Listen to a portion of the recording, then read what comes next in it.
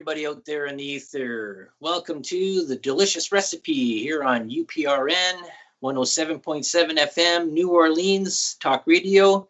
You can check us out on YouTube live video, and you can check us out anywhere else podcasts are being played.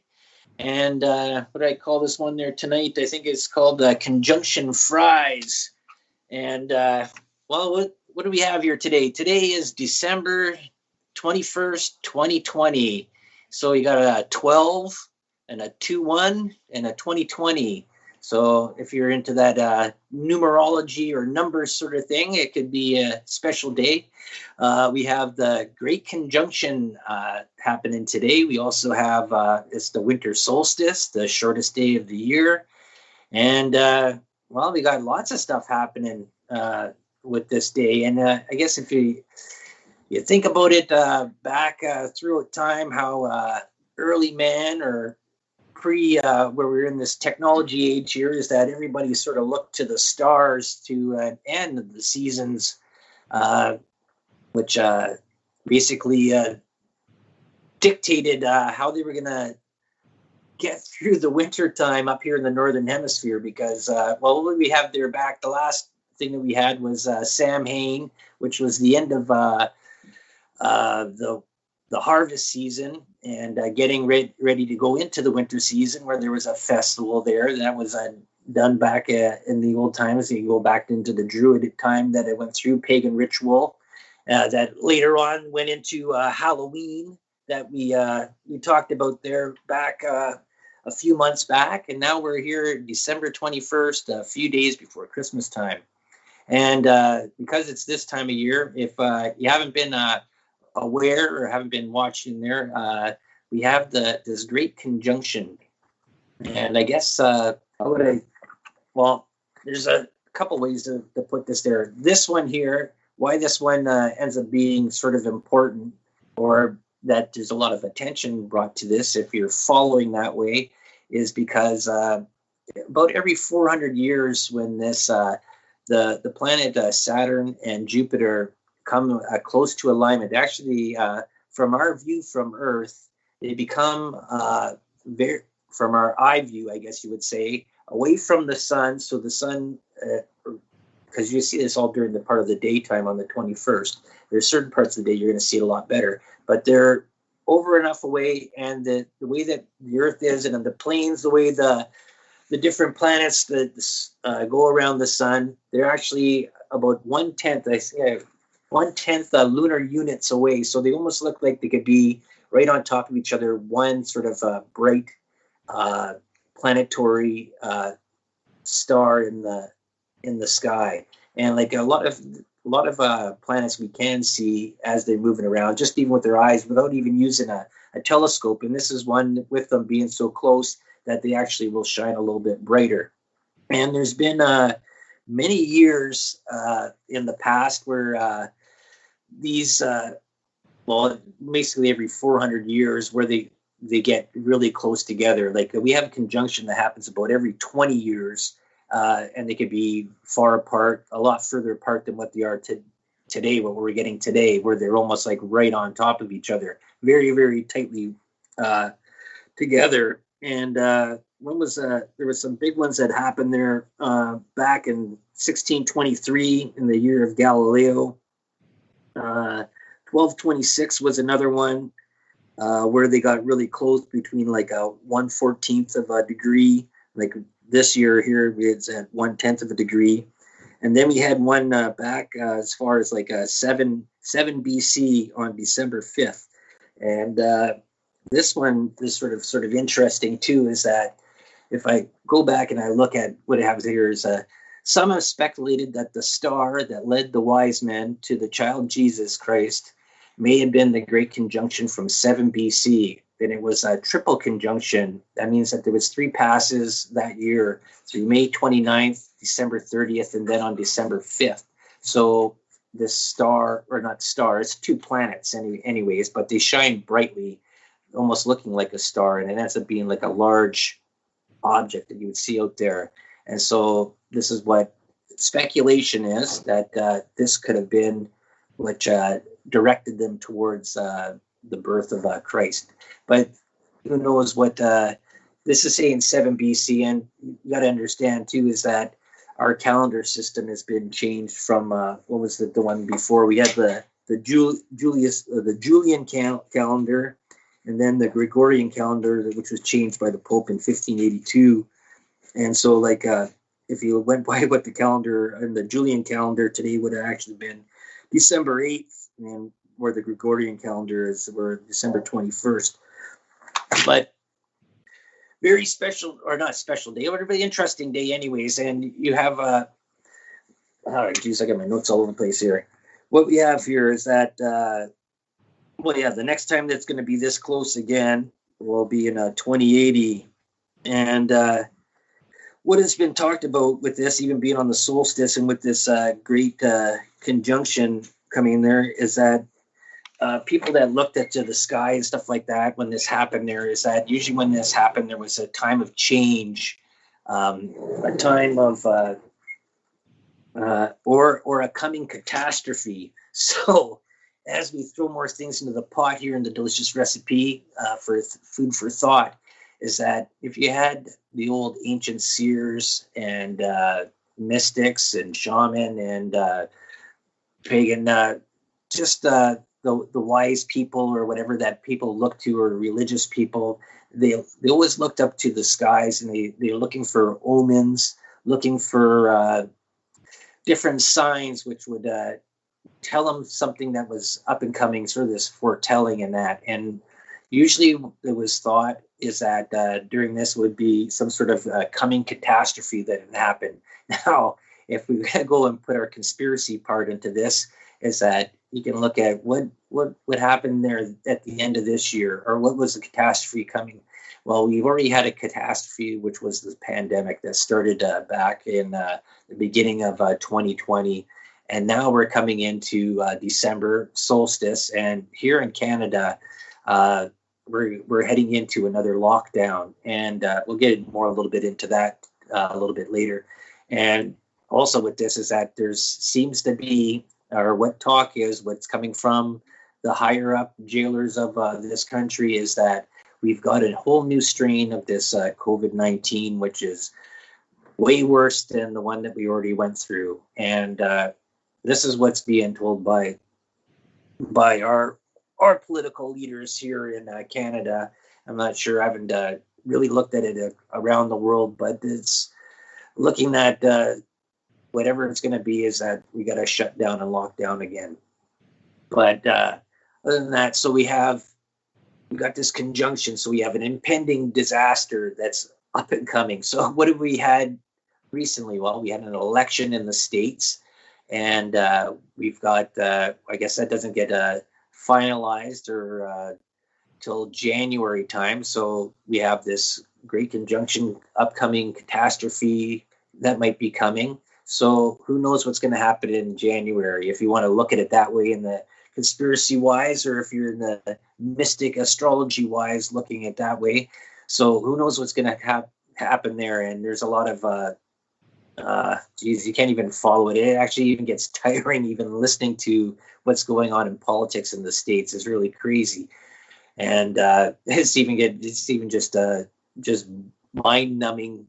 Just listening to this COVID stuff there too as well. It's just like almost getting sort of tired of listening to it, and just maybe that's the whole purpose of it. It's just to go and just browbeat you and just punch you down. That is like you just give up and like, okay, let's just get on with stuff. And who knows, maybe that's the whole way that they're sort of they're playing this sort of scenario. But also, we have is today, the 21st, is the winter solstice, which is the shortest day of the year, and this is coming into how people long ago they looked at how they were going to get through the winter time up in the northern hemisphere, because this is winter time up here, and you had this whole coming into this cold wear area, shorter days. And we talked about that with the Halloween stuff there with the Samhain, where they're getting to the harvest time, getting prepared for winter. Now we're here at the solstice, and going into the winter time and dealing with whatever whatever you had to get you up prepared to go through this time is what you end up having to do.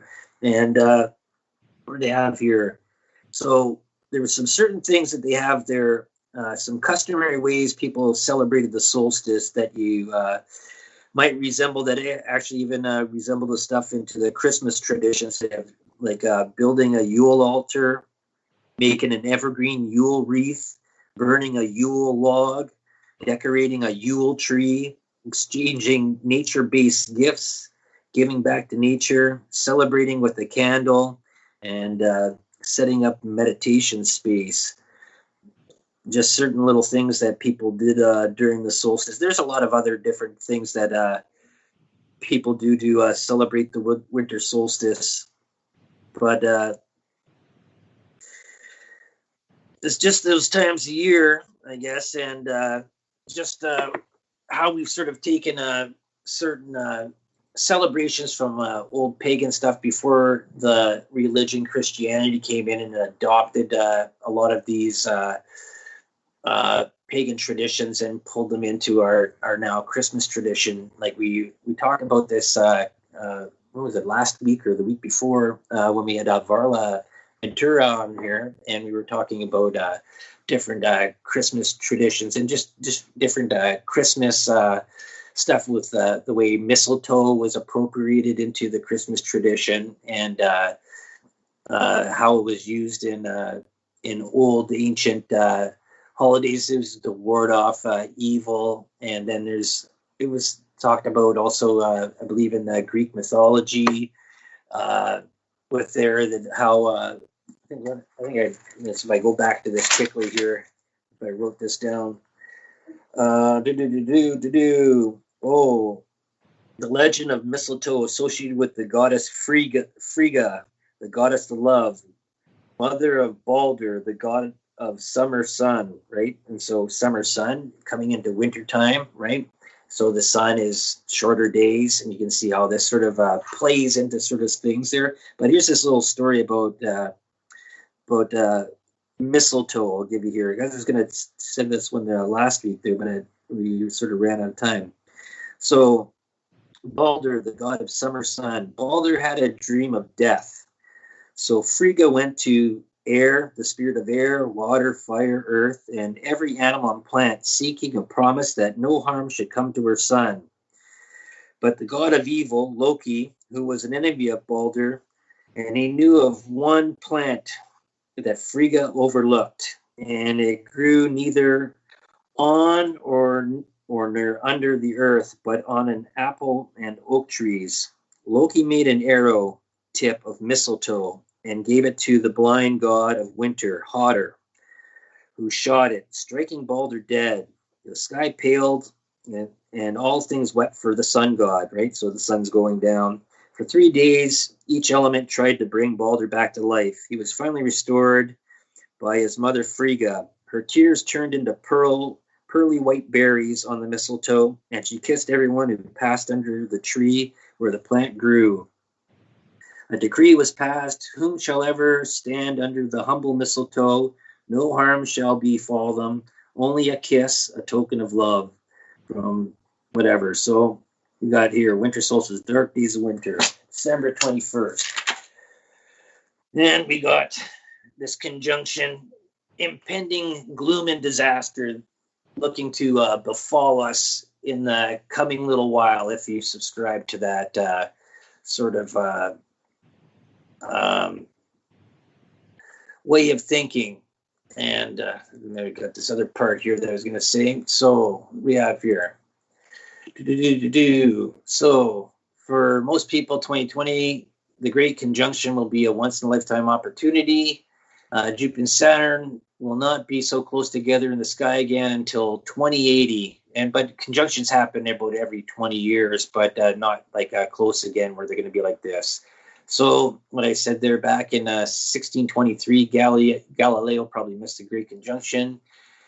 You can see it through with a telescope, but back then telescopes weren't built or whatever used to any sort of magnitude until later on. But I'm going to give you a site to go to, and this is actually this will tell you more about what the Great Conjunction is all about. And there's a lot more history involved in this. And if you want to check this out, if you go to on YouTube, and the site is Physics, PHYSICS at Exeter, EXETER. And they can explain this Great Conjunction a way lot better with pictures than I can over an audio and semi-visual podcast or radio show. But it's sort of interesting. If you want to go and look at it outside, it's going to be low on the horizon, but there's a lot of different sites that are on YouTube you can go and check out where people are actually using telescopes, and there's some actually pretty good views of it, and a lot closer where you can actually sort of see the rings of Saturn, and you can see the size of Jupiter. And I believe because they're, I can't remember if this is true, if they're both gas giants or not, but they're both fairly large planets, and they do whatever play some sort of little part in the game of astrology, astronomy, and through history where things were looked at. So we have here upcoming catastrophe. We don't know what's going to happen in the States come January. We don't know what's going to happen with this COVID problem that we have going on here. But here in Canada, we were given I guess a report from our premier here in Ontario, and here we shut down. Well, at noontime, they were saying we were shutting down Christmas Eve at 12, whatever, Christmas Eve going into Christmas, shut down for 2 weeks up here in Northern Ontario and 28 days in Southern Ontario. Well, you got to look at too is that population wise, is that Northern Ontario is about what I got there is about 5% of the population of all of Ontario. Like we think we have Northern Ontario amasses for about just under 800,000 population, whereas Southern Ontario is almost close to 13 million and more tightly, densely packed. So a lot more people packed into a smaller area, whereas Northern Ontario, vast expanse and less people around. And what they've moved it to now is that I think they've kept it open, and it's going to be Boxing Day now that they'll start the close down, so that it's not going to infringe on people going out and celebrating Christmas with their family and friends. And it was sort of interesting what they were saying. If I can find this here in my notes there, just bear with me there quickly here, is that what they were going to do is we're going back to restrictions again of what we had back in March time when the first part went down. So they're restricting indoor organized public events and social gatherings, except with members of the same household, people you live with. Individuals who live alone may consider having exclusive close contact with other household family members. Prohibiting in-person shopping in most retail stores. Curbside pickup and delivery can continue. Discount and big box retailers selling groceries will be limited to 25% capacity for in-store shopping. Supermarkets, grocery stores, and similar stores that primarily sell food, as well as pharmacies, will continue to operate at 50% capacity for in-store shopping. Restricting indoor access to shopping malls. Patrons may only go to designated indoor pickup area by appointment only. Essential retail stores that are permitted to be open, e.g. pharmacy, grocery stores, or subject to physical distancing and face covering requirements, to the food court for takeout purchases. Shopping malls may also establish outdoor designated pickup areas.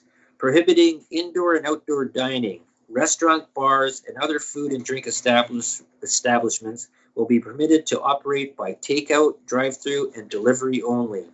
And then also there's going to be an extended, I believe, for if you have kids and going to school.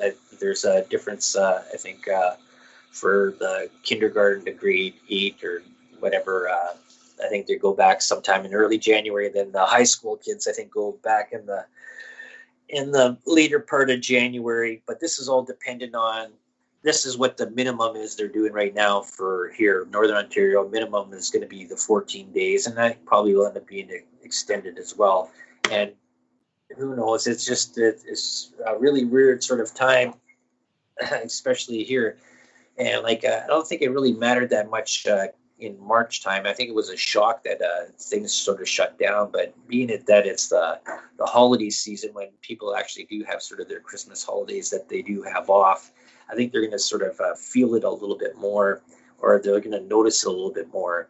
Not as much more as that as being restricted as it would have been during the summertime, where there was more things to do outside, where the weather was nice and people wanted to be outside in the sun, which is really, really good for you. Vitamin D, very, very good for your body. And I think people are going to be vitamin D deficient, and because we're going to have a lot more nighttime and a lot more people sort of being put and kept back at home, and with a restricted access to really leaving.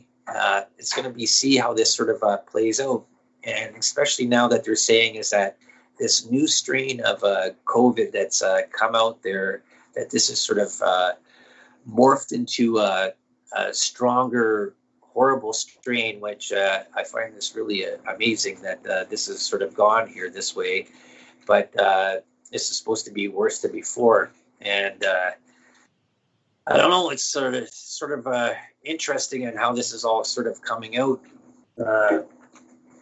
I didn't think this was sort of a virus that was going to transition and change into something else, like how the flu and the common cold does. But I don't know. Get lots of mixed information, and that's, I think, has been sort of the problem that I've noticed with. And if you've noticed it either too, I don't know. That's why I say always to go and research as much as possible and check out from many, many sources and listen to many things that your mainstream media is only going to give you a one-sided governmental aspect of what they want to do. Because up here, our news is paid for by the government, so they're not going to change the narrative any way different or bite the hand that pays. That gives them money, right? So listening to other news sources and other information, like I say all the time, is research. Go and find out as much information as you can, and from that, then base your own opinion. Like, you're not going to be able to change what the government is sort of going to do to you. Like up here, is that whatever restrictions they sort of put into place is what you're going to have to sort of live with. And this is a sort of a thought that I had there, whether you agree with this or not, but I'll just lay this out there or put this in the pot as well. Government has procured too much power over the populace. Decisions to essential service restrictions, public health en masse should not be dictated by the government. This dynamic of people in charge is not what government should be. Government should work for and represent the people. Large-scale decisions should be done by a population referendum or a vote, anything like that, with consideration to density and area. And that's one thing that I'm sort of happy about that they've done here in Ontario, is that they've sort of put that sort of aspect in there, that they've separated Northern Ontario from Southern Ontario. Because as I said, the population density for the Northern to Southern Ontario is vastly changed, like 780,000 people up in Northern Ontario with 3 times the almost amount of space compared to Southern Ontario with almost 13 million people, largely packed into a very congested metropolitan area of the Golden Horseshoe down in Southern Ontario. So a big difference in how much, like, you got huge towns like Toronto, millions of people. I think it's 2.4 million metro, and then 4 plus there with all the other boroughs and cities that are sort of conjoined around that whole area. So interesting thing to have happen there, again, coming due to this sort of winter time. And we talked about this before. When there's you're not outside in the sun, uh, more darkness, being trapped away, depression sort of hits. Holiday season, another problem here that can also be a thing. There is depression over the holidays. That's a big thing. And when you start taking away people's livelihood, you get into this whole thing about what is essential. And I'd written down here what the definition of essential, of the utmost importance. Okay, so government has decided here in Canada what is essential. Now you can figure smartly. You can say is that you got essential services. Okay, so you'd look at it and say, well, a fire department would be an essential service, a hospital would be an essential service, you'd have a police department essential service. Those are services that whatever ambulance would be essential service, and that's just in the part of en masse population of what you need to go on as your infrastructure in your city to have things that are running, so that if anything tragedy befalls, that there's always some sort of backup system that's sort of there, right, to sort of help out with things. But then you have to look at government has decided which is essential when it comes to business. And this is where I think there's a big sort of difference in the way people are sort of thinking. Now, government is looking at it as essential services. And I think a lot of other people are looking as what do you need essential to live? So if we look at the basic part, you need the law of threes. We talked about this many times. Essentially, you need 3 minutes of air, 3 days with water, and 3 days with food. That's just basically just for you to survive. Now, if you go into the part where you got people that live paycheck to paycheck, and your unemployment's run out, or your job is shut down because the government has decided that the business is no longer essential. Now you don't have a paycheck coming in, and you're not able to collect unemployment insurance, or maybe go on to welfare or anything like that, or any sort of social assistance. There's been no stimulus packages that I've seen here in Canada that's been available for people. And if you're going to shut down again during this Christmas holiday, if you haven't been prepared or been stockholding money for the past years coming up to this place to sort of ride out this long impending storm through the worst part of the year, the winter time, where things are colder, everything sort of the storage of what people would have had stored up over the course of the summertime and through the harvest, and that they get them through the winter, they get into springtime. I think you're going to see that there's going to be a lot of problems up and coming. Hopefully there isn't, but just looking at it, the way sort of things are going forward, you can see that by shutting down businesses or reducing businesses is going to be a big strain on a lot of people's finance or financial stuff, and it's a really sort of sad predicament that we've sort of come into. So maybe that's this whole thing of the conjunction happening this year. If you want to play onto that sort of thing, there is that there's an upcoming catastrophe. Hopefully not, but it's sort of almost sort of looking that way. So looking at essential stuff. So a person that has a small business, having their business open and selling stuff, I think that would be essential to them. And that's the whole thing about this essential, is that they've dictated what is and what isn't essential. Now, like I said there, what they had is that they said restaurants, and that they can continue for takeout purchases. And I guess that's sort of good. But then you have to look at also what you would have had if the restaurant was open. You would have had sit down inside there, where you would have had, now you have all these waiters and waitresses, bartenders, whatever. Just even, I'm just looking at, say, at the restaurant level right now, but also even the corner store where you'd have the staff where you'd be open. And now you have it that they're not really into these sort of going to these areas where they're going to be heavily burdened by what's been going on. So the stores that are going to be staying open, as we've seen this already go through the course of the year, who benefited the whole year? Big box office stores like Walmart. You had the big grocery stores up here. You had a lot of stuff. Well, what was it? Amazon. I think they made record amounts of money this year with online shopping, and a lot of deliveries to in-home for food. I guess that even actually sort of went up. But deliveries sort of really skyrocketed. And I think Amazon increased their, or whatever, Jeff Bezos, like he became a billionaire on top of a billionaire this year with the COVID happening. So the rich got richer, the middle class disappeared, and the poor stayed poor. And that actually the middle class actually went down to almost into financial ruin and actually becoming poor almost as well.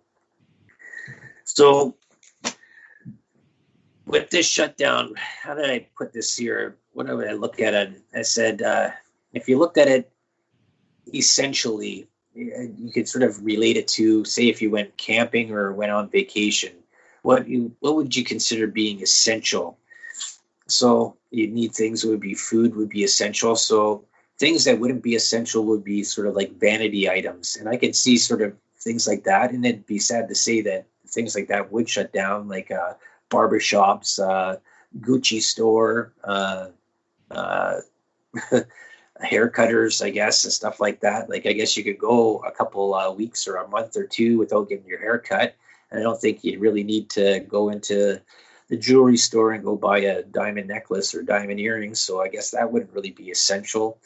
But food would be essential, any type like that. I think anything that you would look at that would be sort of home stuff would be sort of essential. So say if hardware stores, stuff like that. And see, it gets into sort of this fine line, dicey sort of situation when you're thinking about essential stuff.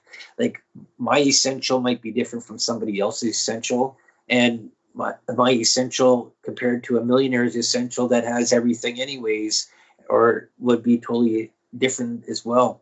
So I didn't really care for the word that they used this year with essentially essential, and that's.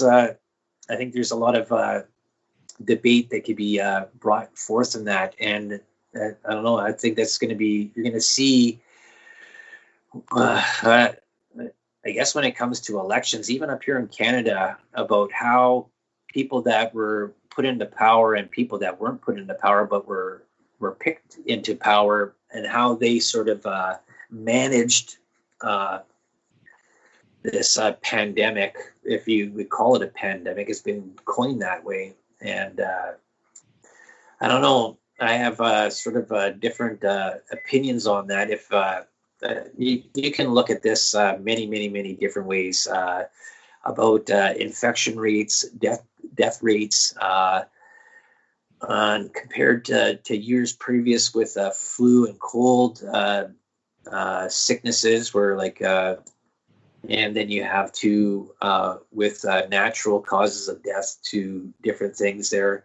And I don't think any of these numbers have legitimately been sort of put forth. And it just gives a lot of speculation and wonder into why sort of certain things have been done the way they've been done. And I'll leave this food for thought anyways, is that if you look into the real numbers, if you can call them the real numbers and just look back into the past couple of years beforehand, and you can even look at the WHO, the WHO's site, where they've gone through for past years of deaths, and then you look at how the chart of COVID's gone through there. We've actually been through a lessening as it's been gone down from previous years of previous deaths from other illnesses and flus and viruses and stuff like that. And it's surprising, but you have this mainstream news media saying that we've had an uptick and that the infection rate has gone is rising rapidly, and it's a huge strain, or a strain that's going to be coming on to our hospitals. And whether that's true or not, who knows? It's sort of something that maybe has to be sort of looked in away from what the government is sort of is saying to us, because if you're looking at other government funded and world organization, their stats and what's being said, none of these numbers sort of really line up. And the part also is sort of surprising is that they're saying that the death rate is increasing with this COVID-19, but or the COVID SARS-2, whatever you want to call this virus. I don't know, they keep on changing the name around to suit whatever. But the infection, just because you get infected doesn't mean you're actually going to die. And that's the part that I think that the mainstream media has sort of played off this fear thing. And it's sad to see that this has sort of happened there, because I think a lot of people have sort of gotten sort of not sidetracked, or sort of led down this different path, where they believe that if you catch COVID, you're automatically going to be killing somebody, you're going to die, you're going to be ventilated. And I think through the course of the year, when they've looked at this, is that when they had it back in February into March time, that there was this big, huge thing that we needed ventilators.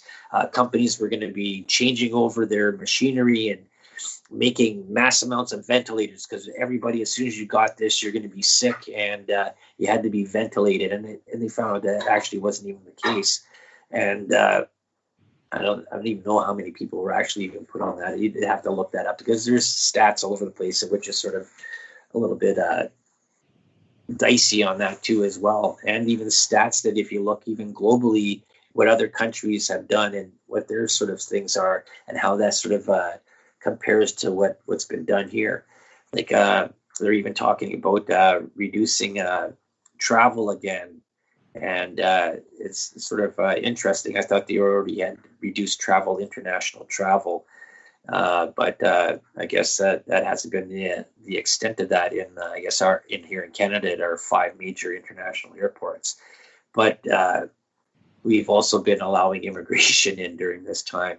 Like, don't even know what's been happening here with our prime minister. That's been sort of a really fun sort of news time up here with his hand-in-hand negotiations with China, which is sort of interesting with the military. You can look into this, training military troops over here in Canada and over in China.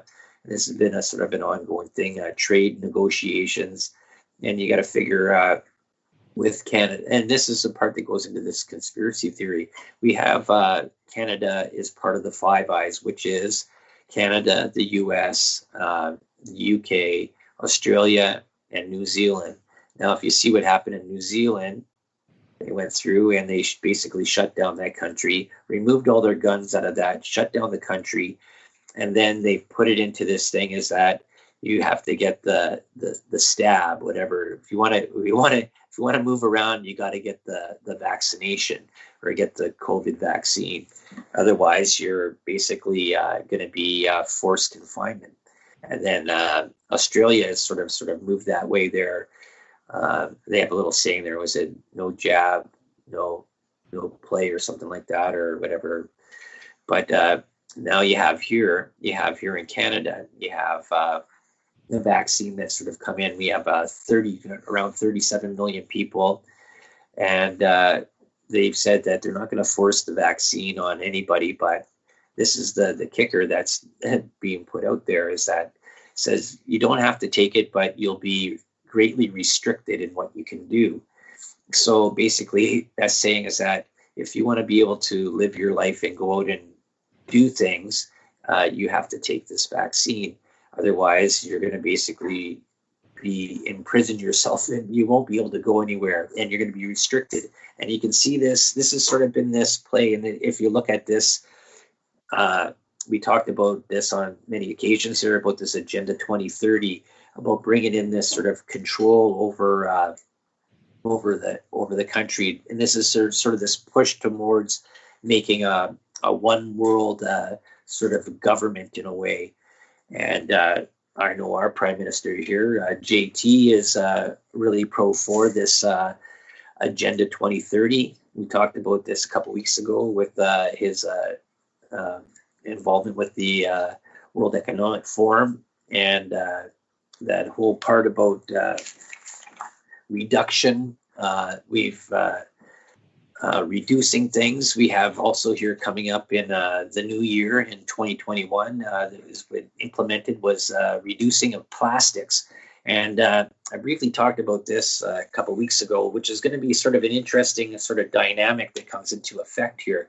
You got to figure for a lot of countries that that aren't subscribing to what is going to be done here is that there's a certain amount of plastics. I think it's mostly going to be dealing with bags, like shopping bags, which would fall into garbage bags, recycling bags, certain types of plastics like the lids off of certain types of PET bottle stuff, where things that are not recyclable, and this is what comes into this whole thing. And I'm going to be talking about this if it comes up, if there's another show there next week or whatever, is the whole part about the recycling game. So you got to look at recycling in North America, where a lot of this stuff went to. Recycling, has it actually really, really worked? And the thing is probably not. The amount of stuff that gets recycled and stuff that is reusable that can be made into other products is a very small amount. That is actually where a company can actually make money off of it, because you can't go and recycle things if you can't make money off of it. If a company's losing money and there's no market for it, things end up going into the landfills anyway. So all this part of this recycling that's being done is just sort of a little smoke screen that's sort of being out there. So Canada's looking at reducing plastics, and I think there's 5 types of these PET plastics that'll be removed. So I would be looking into the part about what is at a grocery store or a store, into any store that you go and buy things. What is plastic? Now, you got to figure when plastics came into volume use, you can look at it back almost into the part of a Tupperware time when the petroleum industry really got into this whole part of plastics, and you had those Tupperware salesmen going around and how much it was easier and more durable than glass. But it looks like we're going to be sort of heading back that way. So you think about everything that's in a grocery store that is plastic, that is not glass or can, and it's probably almost about I would say closer to about 60 to 70% of everything that you would find in a store has some sort of plastic in there that could be either recycled. And now that with this COVID-19 and with China going their own way, and China stopping with receiving foreign plastics that like they used to take in a lot of plastics, but now that as it's moving up and up in from in its industrialization and stuff like that, that it's not worth it to go and pay these pay these people peanuts to recycle and sort all this plastic. I think some of this stuff has moved to Malaysia, but we'll get more into this topic about the part about recycling. But it's going to be sort of an interesting thing how this change of year, and this is today, December 21st, the winter solstice, the Great Conjunction, upcoming catastrophe. We got election results in the States. We have Canada changing from plastics, removing them from market over the course of this year. And then you have this COVID new strain that's coming out here, and also a reduction or a removal of businesses and restriction of movement for people. I don't know. Let me know what you think. I don't know. It's going to be sort of an interesting world to sort of pop into here. But as we're sort of rounding down here, we got up next Laura Lee with the Angel Rock and her guest there coming up. And just want to wish you all a happy and safe holiday season. Uh, uh, that's about it. That's about all I can wish you. Uh, that's about it for me. And I'll enjoy myself and stay safe, and you do as well. So from me at the Delicious Recipe, see you next week.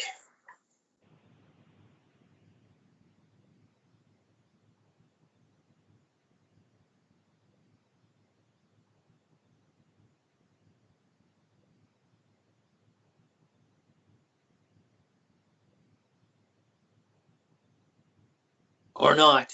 Or maybe you can still hear me. See if Joe's around.